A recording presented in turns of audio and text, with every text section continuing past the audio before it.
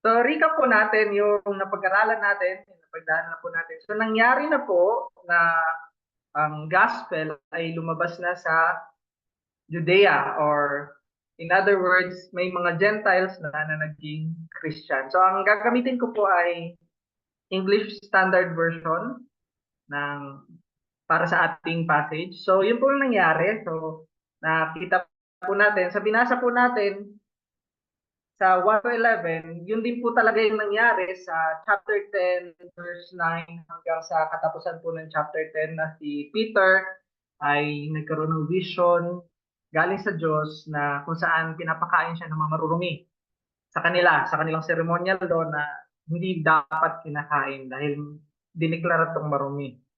So bilang Hudyo at saka bilang tao ng Diyos, mga piniling tao ng Diyos, pinagbabawal sa kanila yon ng mahabang panahon. Pero yun nga, nung natapos ang vision ni Peter, ay dumating na yung mga sumusundo sa kanya. At pumunta sila sa bahay ni Cornelius at narinig nila ang gospel at sila ay naligtas. So yun po yung short na nangyari. So nilagyan ko po ng title na sa 1 to 11 na God's power to save and His authority over the saved. So, yun po yung kapangyarihan ng Diyos para makapagligtas at yung otoridad ng Diyos sa ibabaw ng mga naligtas. So, dinim, sin, ang author po, ang purpose po ng gospel is para buuhin. So, sinabi ni Jesus na I will build my church. So, ang sinabi niya naman sa lahat ng sa kanyang disipulo muna at maging sa mga maniniwala sa gospel na yung Great Commission. So makikita po natin yan sa Matthew 28 verses 18 to 20. And Jesus came and said to them, all authority, lahat daw po ng otoridad, in heaven and on earth has been given to me. So lahat po ng authority, ng kapangyarihan ay ibinigay na kay Jesus sa langit at sa lupa. Go therefore and make disciples of all nations, baptizing them in the name of the Father and of the Son and of the Holy Spirit, teaching them to observe all that I have commanded you, and behold, I am with you always to the end of the age. So yun po yung ginagawa natin.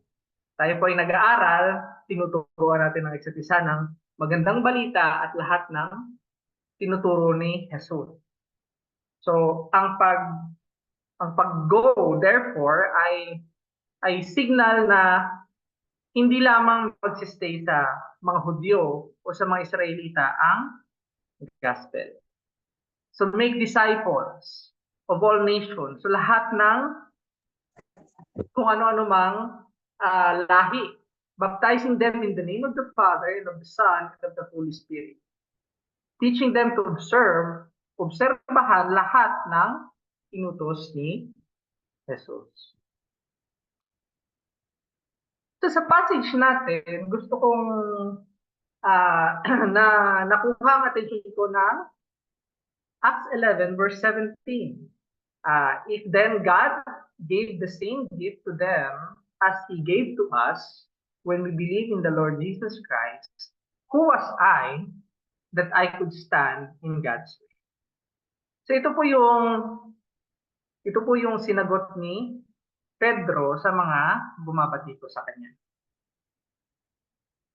Na kung ang Diyos mismo ang nagbigay ng kaparehong regalo sa mga Hintil, katulad ng ibinigay sa mga Hudyo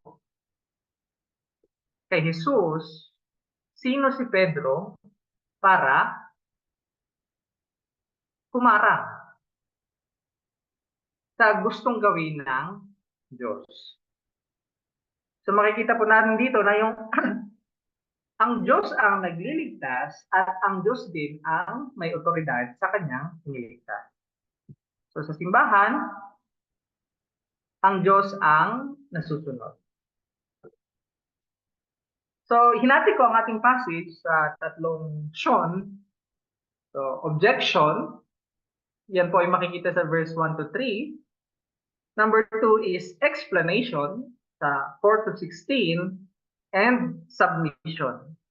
So yung objection ko ay yung kinriticize si Pedro sa ginawa niya. Yung explanation naman po is yung dinipensahan ni Pedro, ay pinaliwanag ni Pedro kung bakit niya ginawa ang kanyang ginawa. At ang pangatlo is ang submission. Na dahil sa paliwanag ni Pedro, naintindihan ng simbahan na ang Diyos ang gumawa ng lahat na ito. So punta po tayo sa ating passage. Mainam po siguro na kung nag-take down notes kayo, ako po nag-take down notes, pero hindi ko na nababalikan yung notes ko. Pero nakakatulong sa akin dahil may sinulat ako. Okay. So, part 1 is objection. Verse 1 to 3, ito pa yung ESV version. Acts 11, 1 to 3. Now the apostles and the brothers who were throughout Judea heard that the Gentiles also had received the word of God. So kumalat na po yung chismis na, o yung balita, na yung mga hintil na nakarinig ng magandang balita ay tinanggap ang gospel. So when Peter went up to Jerusalem, the circumcision party criticized him, saying, "You went to uncircumcised men and ate with them." So para maintindihan po natin to, ang Hudyo po ay meron silang strict na pamumuhay or meron silang kultura na naghihiwalay sa kanila sa lahat ng mga bagay-bagay, sa pagkain, sa pananamit, at sa lahat ng bagay. Parang dito rin po no, na nung one time may nung bago yung kotse ko, hiniritan ako ng magpakain. Pero nung nagpakain ako, hindi kumain yung mga katutubo. So, merong bagay na hindi sila ginagawa dahil tingin nila ay ibang tao ka. So, ganoon din po ang mga Hudyo. Napakataas po ng tingin nila sa kanilang mga sarili dahil sila ay mga anak ni Abraham. So, tingnan po natin yung mga rason kung bakit supposed to be good news, di ba, na may addition to church na Gentile, pero pagdating pa lang ni Peter, kinriticize siya ng circumcision party. So ito po mga ilan lang sa rason. So instead of rejoicing, Peter was met with criticism. So supposed to be na nagdiwang ang lahat. Pero si Pedro ay sinalubong ng pagtuligsa. So first one is Jewish identity. So marami na sa inyo is nakakaintindi nito, pero ang mga Hudyo is sinet apart ng Diyos. God has set apart His people in their way of life so that they would be distinguished as His people. And that it would be hard for them to follow another culture and be taken to worship another God. So as a people, they pride themselves as the sons of Abraham and the keeper of the oracle of God. So sinasabi lang dito na ang Hudyo ay meron silang reputasyong hinahawakan. Na sila ay mga anak ni Abraham at sila ang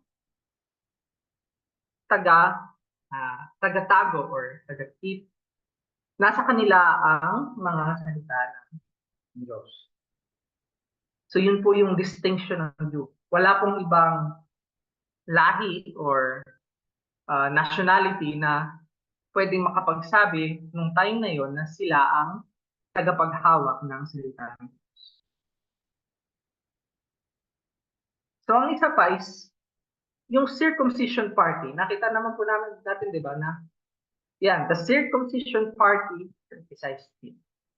So syempre po pag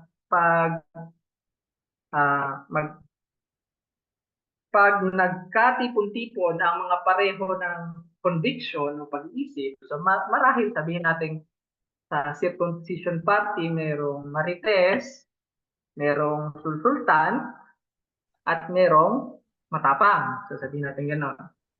So syempre, yung marites, siya yung kumuha ng chismis, yung sulsultan, siya yung nagsunsol, And then yung matapang, yun yung pumupunta kay Peter. Nag-criticize kay Peter kung bakit siya pumunta sa mga hintil at nakikain sa kanila. So, circumcision party, there are those who are ready to be in the church. So they are ready to accept Jesus. Kaya nilang tanggapin si Jesus, pero hindi nila maiwanan ang kanilang Mosaic tradition, but could not let go of the Mosaic tradition. And people with the same ideas would gather together to propagate their conviction, despite that it would cause division. So nakita natin kanina yung Great Commission na go therefore, baptizing all nations in the name of the Father, the Son, and the Holy Spirit, teaching them to keep the commandments. So yun po ay utos ni Jesus, pero hindi nila makita kung anong itsura nun, magiging itsura nun. Kasi bago po itong nangyayari. So, reminder din lang po na ang Acts is transition. Transition. Ito po yung stage na lumabas yung gospel sa setting ng Israel o sa setting ng mga Hudyo. So, pangatlong rason is resistance to change. Although radical yung crucifixion, radical din na may bagong church, may mga taong nahihirapan na iwanan yung nakaraan. So Jesus Christ is building the church out of Judaism of his time, and he is the Lord of the church, which now include both Jews and Gentiles. So ang sinabi ni Jesus ay bubuuhin niya kanyang simbahan. So ang una niyang tinawag ay ang mga nanggaling sa Israel, yung under sa Judaism, lahat ng apostles. At siya ang Diyos ng simbahan, ang Panginoon ng simbahan, at sinasabi niya na ang simbahan niya ay mayroong Hudyo at saka Hintil. The gospel would now be something that transcends the culture of both Jews and Gentiles. So kakaiba po yun, ha? Yung gospel ay hindi makukulong sa isang kultura, kundi lahat ng mga tao ay pwedeng isama ng iligtas ng Diyos kung ano man yung kanyang nasyonalidad or ethnicity or kung anong lipi siya ng tao. So, ito rin mga applications na draw ko dito. So today we have our own prejudice of the people that is different from us. Same with the Jews who abhor the Gentiles. So hindi lang po yung mga Hudyo yung may mga ganito, di ba? May mga bias tayo. So let us be mindful of our criticism, bias, and judgment. So sa isa pong naghahanap ng opportunity para i-share ang gospel, maging mindful po tayo yung maingat sa ating mga kritisismo, sa ating bias, at saka sa yung mga bagay na ayaw. So in our obedience to Jesus Christ, in sharing and proclaiming the gospel, our own culture could hinder us, our preferences and biases could hinder us. So ito po yung mga bagay na posibleng makahadlang sa atin dahil may iniisip na tayong masama sa ibang lahi. So we have to be cautious and wise to consider other cultures and our own ways for the sake of reaching them with the gospel. For example, language barrier. So ngayon lang ako nakaranas ng international church, so may language barrier. Isa pa siguro sa ating mga Pinoy, matalas yung pangamoy natin especially sa hygiene or sa cultural clothing, sa values, sa customs, sa taboo. So maraming bagay po na kailangan nating bantayan sa ating sarili na hindi tayo napipigilan natin ng ating sarili na hindi tayo kaagad maglalatag ng panghusga sa ibang tao for the sake ng maabot natin silang gospel. So isa po yun, no? Kapareho po natin yung mga Hudyo in that term. Especially nung dumating tayo dito, nagbibigs tayo sa ilong para hindi natin sila maamoy. So may mga ganung bagay po na kailangan nating bantayan or pigilan para hindi po natin mahadlangan yung pag-share natin ng gospel. So sa number 2, maayos naman ang pakikitungo ni Pedro na nagpaliwanag siya. So sa Acts 11, verse 4 to 10, itong sinabi ni Peter. But Peter began and explained to them in order. So inayos niya yung pagkakasabi. I was in the city of Joppa, and in trance I saw a vision, something like a great ship descending, being let down from heaven by its four corners, and it's come down to me. Looking at it closely, I observed animals and beasts of prey, and reptiles and birds of the air. And I heard a voice saying to me, Rise, Peter, kill and eat. But I said, By no means, for nothing common or unclean has ever entered my mouth. But the voice answered the second time from heaven, What God has made clean, do not call common. This happened 3 times, and all was drawn up again into heaven. So verse 4 to 10, God showed Peter a vision with a final command. So sabihin natin yung naunang command is kill and eat. Nung hindi sumunod si Pedro, inutusan siya ng Diyos na what God had made clean, do not call common. Kung ano ang nilinis ng Diyos, huwag mo tawagin marumi. So Peter struggled with the meaning of the vision because what God is doing is something new. Bago po itong ginagawa ng Diyos. So nung unang panahon pa, sa katagalan, paglatag ni Moses ng law, tungkol sa pagkain, pananamit, sa gagawin sa pagsamba, lahat ng ito sinusunod nila. Pero ngayon ay nagbago na. So Peter struggled with the meaning of the vision because what God is doing is something new. Yung dietary restriction na sinusunod ngayon ay isinasanta. So parang katulad din ng unang reflection na merong resistance to change. Kahit si Pedro, katulad ng ibang Hudyo ay resistant to change. Mahirap na baguhin lahat ng nakasanayan na. Acts 11, verse 11 and 12, ito po ang sinasabi. And behold, at that very moment, 3 men arrived at the house in which we were sent to me from Caesarea. So wala pong gap, no? Pagkatapos ng vision, nandyan na kaagad yung 3 tao na sumusundo galing kay Cornelius. And the Spirit told me to go down with them, making no distinction. So ito po direkta na sinasabi ng Diyos na sumama ka sa kanila. So these 6 brothers also accompanied me and we entered the man's house. So nakita po natin na God arranged for Peter and company a guide. So ito po, no, malinis po yung sinasabi, yung pagkaka-explain ni Pedro na ang vision galing sa Diyos. At itong mga tao na ito, nung dumating, sinabihan ako ng banal na espiritu na sumama sa kanila. So God arranged for Peter and company a guide. Nandun na kagad yung mga taga-sundo. Verse 13 to 15, ito po sinasabi, and he told us how he had seen the angel stand in his house and say, send to Joppa and bring Simon his boat. So sa kabilang parte po, kay Cornelius' side, merong anghel na pinadala ang Diyos. So ang Diyos po ang lahat ng nag-arrange.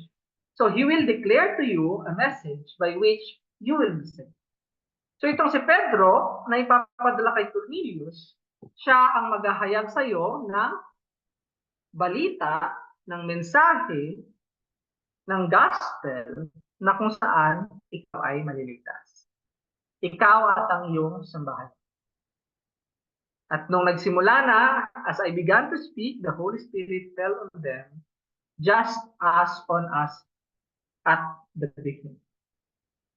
So si Pedro nandun siya nung bumaba ang banal na spirito ng Pentecost, at nandito rin siya na ang unang mga hintil ay binabaan ng banal na spirito. So verse 13 to 15, God has prepared the household to receive the gospel. So inihanda ng Diyos mismo ang kabahayan ni Cornelius para tanggapin ang magandang balita. So sa verse 16, itong sinasabi, and I remembered the word of the Lord, how he said, John baptized with water, but you will be baptized with the Holy Spirit. So sinabi sa kanya ng banal na Espiritu na sumama ka sa mga taong to. Pagdating niya doon, sinabi sa kanya ni Cornelius na sinabi sa akin ng anghel na ikaw ang magsasabi ng message para sa akin. At naalala ni Pedro ngayon ang sinabi ni Jesus sa kanila sa Acts 1:5. Kasi ito yung eksakto na sinabi sa Acts 1:5. John baptized with water, but you will be baptized with the Holy Spirit. So yung yun na yun, kasama si Peter at ang mga Hudyo sa Israel at sa Jerusalem, at kasama na din ngayon si Cornelius at ang kanyang household. So ano po makikita natin dito sa explanation ni Pedro? Una po natin maobserbahan is yung obedience ni Pedro, ni Peter's obedience. Despite the contradiction between God's command to Peter and the culture of the Jew that Peter grew up on, Peter obeyed God. God speaks his commands to us through the Bible. We should follow his commands because we are his people.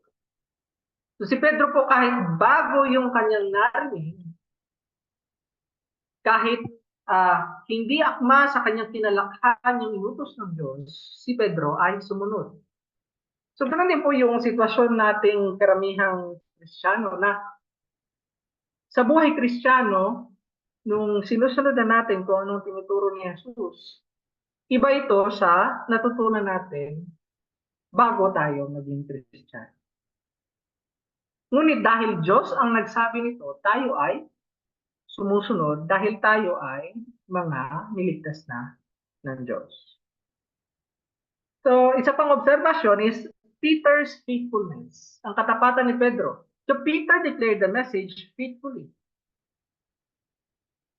Binigay po ni Pedro ang gospel ng may katapatan sa kay Cornelius at sa kanyang mga kasama sa bahay. So, church worship service, Bible study, fellowships are edifying to us Christians. So, yun po yung itong ginagawa natin to na Bible study is, yun po yung isa sa mga venue na tayong mga Kristiyano ay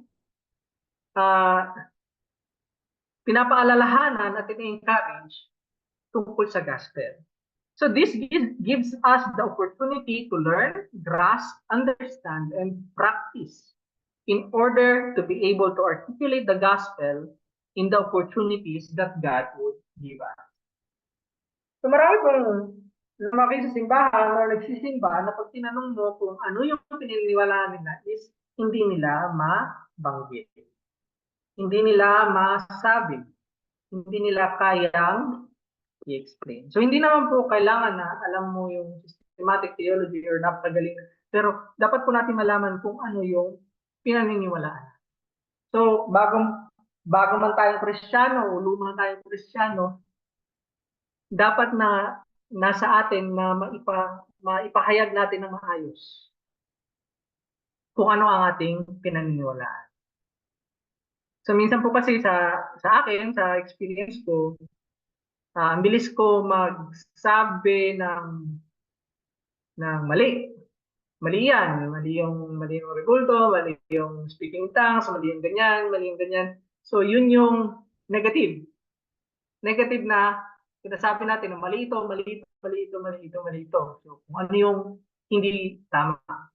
Pero pag tinanong na ako kung ano yung tama, dapat may kakayahan din ako na masabi kung saan ako nanggagaling, kung anong posisyon ko, anong pagkakaintindi ko ng gospel, ano yung gospel. So, importante po yun sa atin na mga sumusunod kay Jesus. Kasi po ito yung pagkaalam natin ng gospel is indication din ng isa rin pong senyales na kilala natin kung sino ang ating sinusunod. Nakilala natin si Jesus. Alam natin kung ano ang tinuturo ni Jesus. So makikita din po natin sa paliwanag ni Peter na yung God's providence. So God saved Cornelius and his household, and the instrument that he used is Peter and the brothers who went with him. So let us savor the gospel, understand and possess the gospel that we believe, so that we would be useful to God in saving people around us. So, ibigay natin na alam natin na ang Diyos lang ang may kakayahang maligtas. So, sa kaso ni Pedro, sinave si Cornelius at ang kanyang sambahayan. At ang instrumentong ginamit ay si Pedro at ang mga kapatiran na kasama niya. So yun po, kung ano yung nasa puso natin, yun yung umaapaw. Kumbaga, kung out of the abundance of the heart, the mouth speaks. So kung lagi natin iniisip ang gospel, kung may yung pagnanasa natin ng pag-aaral ng gospel is, yun talaga yung naintindihan natin yung gospel na kaya natin sabihin ng maayos, kaya natin sabihin ng may pagmamahal, kaya nating sagutin kung bakit o kung ano yung pag-asa natin, diba? We can answer for the hope that is in us. So, isa pa pang observation is God's salvation. In saving people, God would use means that is not within our knowledge or control. So, gumagamit po ang Diyos ng mga bagay-bagay hindi natin alam at wala po sa ating kakayahan. Ito po yung alam natin. But we know that the gospel is the message of salvation. Alam natin na yung gospel ang mensahe ng kaligtasan. So, may anghel, may vision, may pinadalang sundo. So, Peter was brought to Cornelius by God for the specific purpose of proclaiming the gospel to them. So madaming pwedeng gawin ang Diyos, pero pinili niya na iligtas ang tao sa pamamagitan ng magandang balita. So it is wise that we fill our hearts with the gospel so we could be useful to God in His saving work. So punuin po natin ating puso, ang ating isip ng magandang balita, ng pagkaintindi kung sino si Kristo at kung ano ang ginawa niya sa krus at kung paano tayo naligtas. Yun po basically yung gospel. Dapat po natin i-possess, hawakan, maintindihan sa pakikipag-usap natin sa mga kapatiran at sa mga kumakalaban sa gospel, makita na alam natin yung ating pinaniniwalaan. So sa part despite ng madaming nag-criticize si Peter dahil ginawa niya yung sa paningin ng Hudyo is hindi karapat-dapat para sa isang Hudyo. Ito yung sinabi sa Acts 11:17-18. If then God gave the same gift to them as He gave to us, when we believe in the Lord Jesus, who was I that I could stand in God's way? Hindi sinabi ni Pedro na ako ang leader ng apostol, ako ang leader ng simbahan, bakit yung kini-criticize? Ang sinabi niya, kung ang Diyos mismo ang nagbigay ng banal na espiritu sa mga hintil, katulad ng pagbibigay niya ng banal na espiritu para sa mga Hudyo, kay Jesus, sino ako para umadla? Sa verse 18, when they heard these things, nung narinig nila ang mga bagay na ito, sila ay natahimik. And they glorified God. Sinamba nila ang Diyos, saying, then to the Gentiles also God has granted repentance that leads to life. Pati sa mga hintil, binigay ng Diyos ang repentance.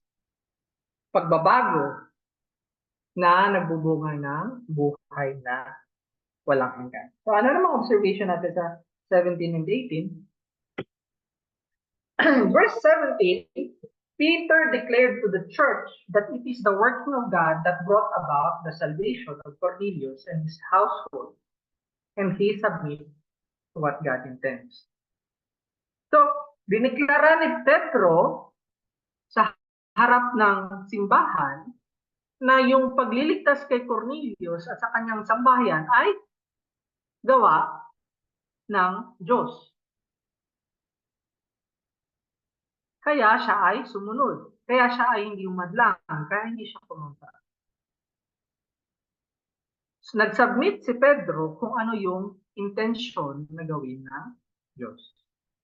Sa verse 18 naman, the church accepted that the gift that was given to the Jewish Christians is the same as the gift that has been given by God to the Gentile Christians. So, ang Kristiyano ay parehong tumanggap ng banal na Espiritu, mapahintil man siya o mapa-Hudyo. So, ano bang ginawa ni Peter? 17:18. Ang remarkable na ginawa ni Peter is hindi nag-assert ng authority si Peter. Peter did not assert his authority in answering the objection. The objection, rather, he depended on the authority of God. Because the church is the body of Jesus. There is no true authority over the church except God in Jesus Christ. So napansin niyo po, yung hindi nag-assert ng authority si Peter ng sarili niyang authority. Siya ay umapila sa authority ng Diyos over sa simbahan. So makikita natin na ang Diyos ang nagliligtas, may kapangyarihang magligtas sa pamamagitan ng gospel. Ang Diyos din ang nasusunod sa kanyang mga nililigtas. So yun po ang malinaw na ang Diyos ang may authority.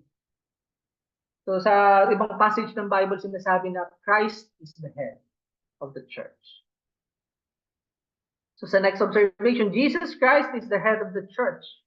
The whole church owes its allegiance and obedience to the Lord. So si Jesus ang ulo ng simbahan at ang buong simbahan ay dapat na loyal at masunurin kay Jesus. So objections to the inclusion of Gentiles, yung pag-criticize nila sa pagkaligtas ni Cornelius from within the church was overruled by God himself. So Peter appealed that it was God who did. Objection or opposition means that they are opposing against God. So Peter was just an instrument and a witness to what God has accomplished with the salvation of Cornelius. So importante po na lagi nating ma-realize na tayo ay tinawag na Christian. Tayo ay sumusunod kay Jesus Christ. Tayo ay niligtas ni Jesus Christ sa kanyang magandang balita. Kahit ang pamumuhay natin or organization sa simbahan is ang head ay si Jesus Christ pa din. So isa ito sa mga pinanghahawakan natin dahil alam natin na si Jesus ang ulo ng simbahan. So, sola scriptura simply means that all truth, lahat daw ng katotohanan necessary for our salvation and spiritual life na kailangan sa kaligtasan sa ating buhay spiritual is taught either explicitly or implicitly in Scripture. So ito ay galing is definition ni J. Mac sa Ligonier na ang sola scriptura is yung lahat ng katotohanan na kailangan natin sa buhay simbahan ay tinuturo or kaya natin kunin sa matapat na pagkakaintindi natin ng Biblia. With Jesus as the head of the church, to obey Jesus, we uphold the authority of the Bible, for it is the record given to us by God of the gospel of Jesus and His commands. So ang Bible po natin, yun yung record ng buhay ni Jesus at ng kanyang mga inuutos. So ito pa po isang observation. When the church loses sight of the gospel, other authorities would try to take over God's authority. Yung mga simbahan na yung leader ay hindi na nakatutok sa gospel. Iba na yung concern niya, iba na yung conviction niya, hindi na niya tinuturo yung gospel at hindi niya na pinapamukha yung gospel. So malamang yung church ay susunod sa kanya. So it could be, malamang na yung tao, it could be that person would like to have power, o gusto niya maging popular, or gusto niyang yumaman sa pamamagitan ng simbahan, or they want their own teaching to be followed that is not in obedience to Jesus Christ. So, marami. So, merong lust of the flesh, lust of the eyes, boastful pride of life. Madaming leader ng church ang na-lead ang simbahan nila away from the gospel.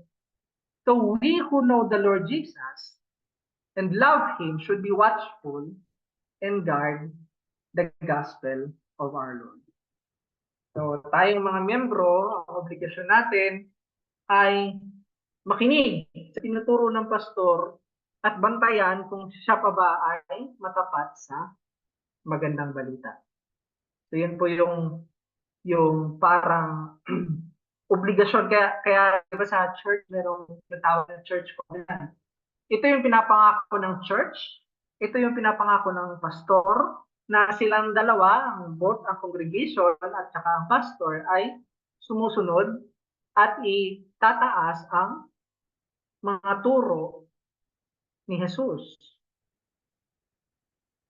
na hindi mawawala ang gospel sa pagtuturo.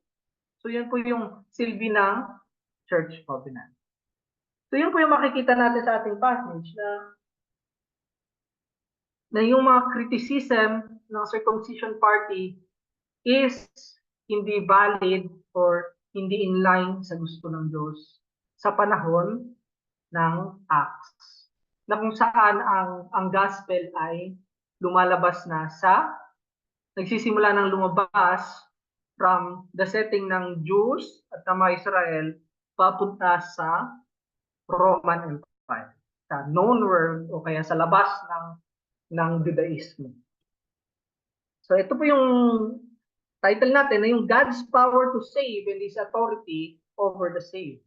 Katulad ng sinabi ni Pedro sa Acts 11:17, if then God gave the same gift, kung ang Diyos ang nagbigay ng kaparehong regalo sa mga hentil, katulad ng ibinigay niya sa atin, ng mga Hudyo, in the Lord Jesus Christ, sino ako para umadlang sa gusto ng Diyos?